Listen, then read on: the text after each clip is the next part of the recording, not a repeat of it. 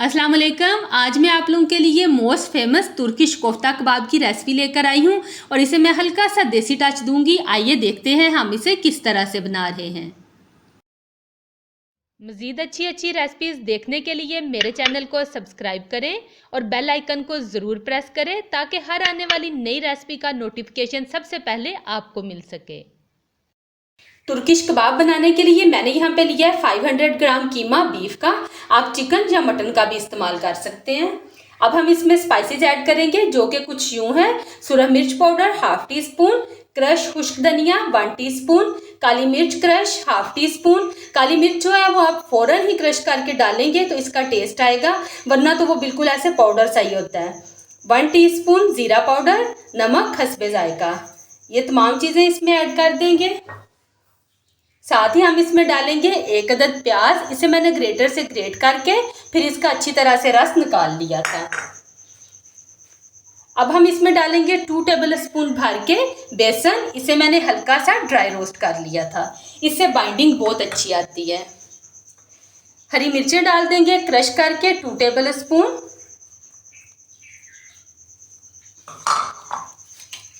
साथ ही हम इसमें डालेंगे 1/4 टीस्पून मीठा सोडा।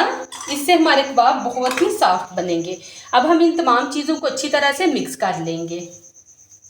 तमाम इंग्रेडिएंट्स यहाँ पे मैंने अच्छी तरह से मिक्स कर लिए हैं। अब हम हाथों पे ऑयल या पानी लगाएंगे ताकि ये कोफ्ते चिपकने ना पाए। इसके बाद हम यहाँ से मटेरियल लेंगे, जितना आपने कोफ्ता बनाना है छोटा बड़ा उसके अकॉर्डिंग,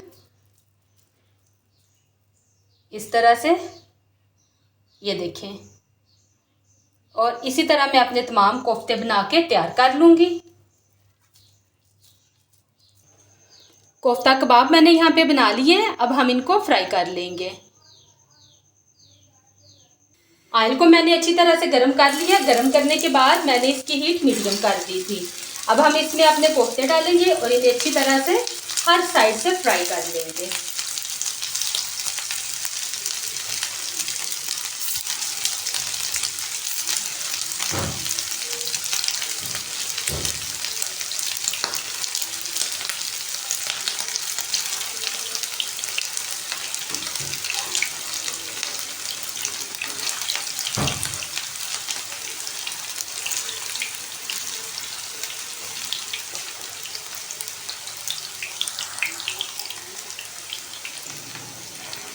अब हम इनकी साइड चेंज कर लेंगे।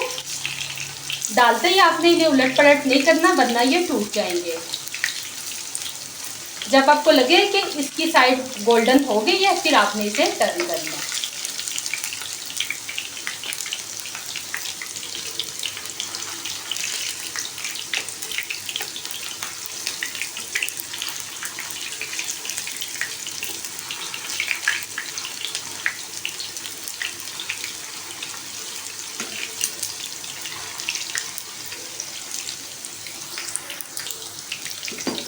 कबाब हमारे यहाँ पे फ्राई हो गए हैं। अब हम इन्हें निकाल लेंगे।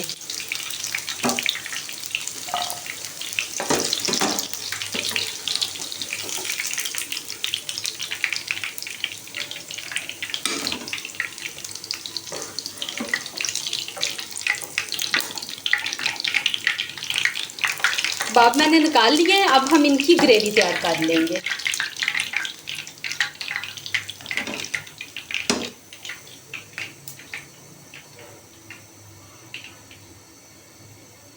ग्रेवी बनाने के लिए एक ब्लेंडर में हम प्याज डालेंगे बड़े साइज का।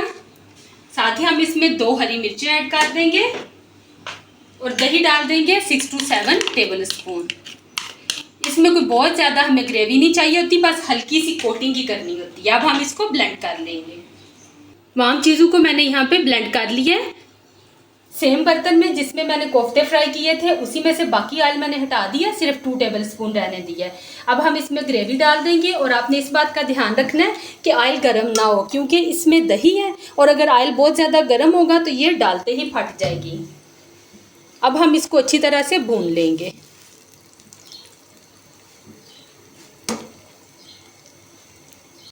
ग्रेवी हमारी यहाँ पे प्रिपेयर हो गई है और इसका पता इस तरह से चलता है कि ये देखें ऑयल सारा अलहदा हो गया। इस मीन कि ये परफेक्ट डन हो गई। अब हम इसमें डालेंगे टेस्ट के मुताबिक नमक, कोफ्तों में भी हमने डाला है, तो फिर आपने ध्यान से ही इसमें ऐड करना है कि बहुत ज़्यादा ना हो जाए।